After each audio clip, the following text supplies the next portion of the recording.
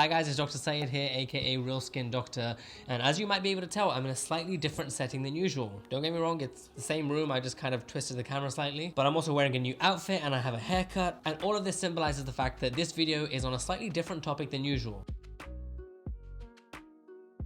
As some of you may know, I actually graduated from medical school from Imperial College in London. That means that I'm classified as something called an IMG, or an International Medical Graduate. For that reason, from time to time, I want to make some videos talking about my experiences as an IMG and hopefully trying to give some advice and opinions to other IMGs out there throughout the world. Today, we're going to be talking about the Step 1 USMLE exam and the fact that it has recently been changed to a pass-fail system rather than the previous system where they gave you a 3-digit numeric score. I want to give some of my opinions about this topic because it's something that is close to my heart as an IMG and as someone who personally benefited quite significantly from having the numerical scoring system for the Step 1 exam.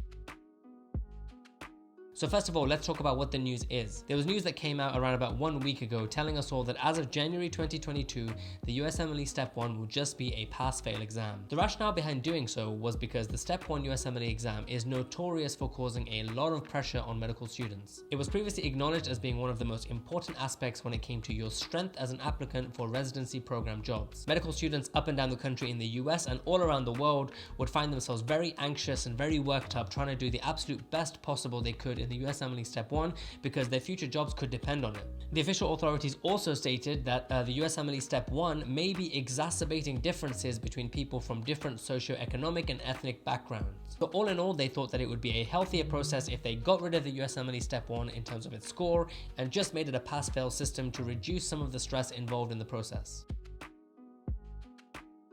So all of that sounds really good, right? Maybe not so much. Give me a chance to explain. As international medical graduates, it is an understood thing that we are not the same as American graduates when it comes to applying for residency programs. The vast majority of international medical graduates end up going into programs that are either internal medicine, family medicine, pediatrics, or psychiatry. It is told to us both implicitly and explicitly that more competitive specialties such as dermatology, orthopedic surgery, plastic surgery, or ENT are not within our reach. On the whole, programs have such an abundance of applicants, including their own American graduates, that they really have very little incentive to want to consider international medical graduates for those spots. Try going onto one of the online forums and telling them that you're an IMG who wants to match into orthopedic surgery, for example. They'll tell you to know your place, that it's impossible, and finally they'll tell you to go die. But I mean, that's the internet. If you haven't been told to go die yet, that means you're not on there enough. For any of us IMGs that really did harbor a hope for going for one of these competitive specialties, we really only had one realistic chance of getting on people's radars. And that was to do incredibly well in the USMLE Step 1 exam. For so many of the different metrics that program directors consider when it comes to ranking applicants or even inviting them for interview, international medical graduates really have no chance of competing with Americans. Our medical schools are less known when it comes to the US. We have less connections when it comes to US doctors, and therefore our options for letters of recommendations are more limited. And then also programs tend to know that we require visa sponsorship and other things like that which can complicate matters, so in the end they decide it's better off to just avoid them. When it came to the USMLE Step 1 exam, it was the one thing in which all of the US students and all international medical graduates around the world had a result for. It was a 3-digit number, and it was very easy therefore for programs to compare like for like students no matter where they graduated from. The test was standardized such that the scores would correlate well regardless of which exam you took, and so it was basically the only chance we had to compete on a level playing field with American students. Now don't get me wrong, the Step 1 exam had its problems. I remember myself, I was taking the exam alongside my final year of medical school at Imperial College in London, and so what this involved was going into the hospital during the day, trying to auscultate lung bases with my stethoscope and tell the difference between coarse and fine crackles on a lung exam, and then I'd have to come home and start studying the cofactors in the Krebs cycle and go on UWorld and get my 30% scores. So it really was, without any exaggeration, the hardest exam I ever did in my life. It's not something I enjoyed or relished, but it's something which I knew that if I committed enough time to, it could potentially hold the key to unlocking specialties and prestigious programs which I otherwise would have had no chance of matching into. And now I'll tell you a little bit about my own story. I came to New York and I decided that I really wanted to pursue residency training in dermatology. As the IMGs out there will know, that is a pretty lofty ambition, but I was lucky enough to meet up with the program director at one of the New York-based hospitals. And I could tell that as nice as he was basically trying to let me down easy. Then halfway through the conversation, almost in passing, he said, "Oh, I see you've done your Step 1. What score did you get?" And at that point, I told him that I got a 262. His reaction at that point was to say, 262? That's insane. And that's me quoting him, not saying myself that my score was insane. But immediately after that point in the conversation, it seemed to pivot and suddenly he was asking me, what are your plans for next year? As it evolved, he ended up offering me a job as a postdoc research fellow while I was applying for the match in dermatology. So from this example in my own personal history, I can say clearly that had I taken the USMLE Step 1 exam after January 2022, I would not likely have matched into a dermatology program in the US. Don't get me wrong, I understand the reasoning behind this change. What the authorities are saying is that so many medical students throughout the world were getting so stressed about this one exam that it was not good for their mental health to put so much importance onto it. But what is the option once the USMLE Step 1 gets taken away? We can all agree that having standardized testing and competing against one another with these numerical scores is a very stressful process. But are they getting rid of all scores in medical school and all of the medical licensing exams? Of course not. The Step 2 CK exam is maintaining its 3-digit score, and also medical schools throughout the world continue to test their students on a regular basis and to give them scores. These scores in your medical school exam are part of your transcript, which, guess what, is sent to programs when you apply for residency. Does anybody really imagine that in a world when the USMLE Step 1 score is taken away, suddenly programs up and down the country will have a wave of insight and they'll realize that they should commit the 2 or 3 months and 10 faculty members needed to go through each aspect of every applicant who goes for their program. They'll analyze their biographical information, look at their publications, their research, their letters closely.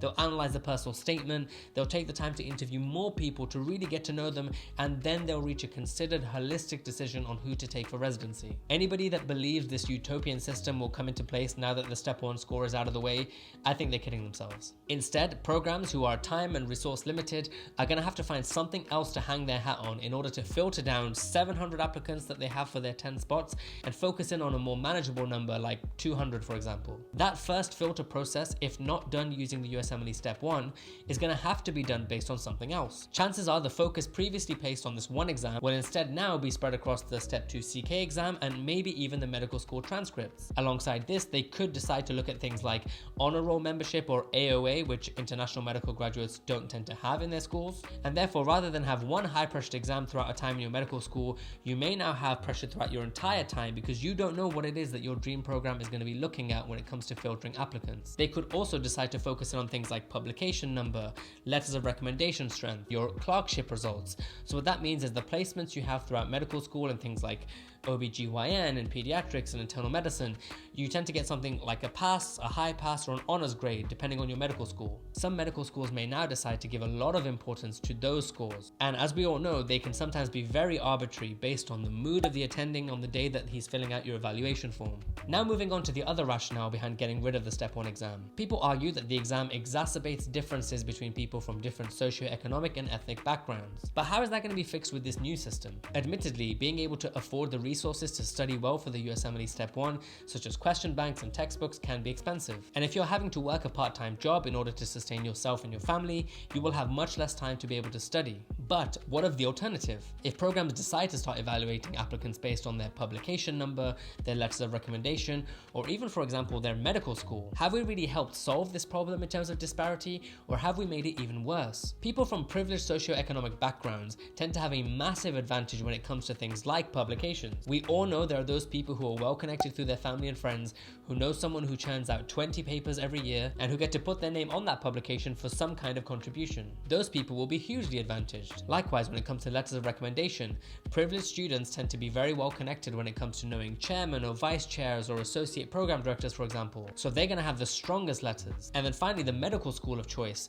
A lot of programs may well decide, okay, we don't have a Step 1 score anymore. How are we supposed to narrow these people down? Let's just pick the Ivy League students because you know what? They did the work for us. They decided to screen out and found the most talented students. So those Ivy League students are now going to be the top of our list. I'm not saying every program is going to do that, but I think we all know that is likely to have some part to play. So now what you've done is replaced one exam, which granted there could have been some difference when it comes to socioeconomic background in terms of performance, and you've replaced it potentially with a system of other factors that are even more influenced by someone's privileged background.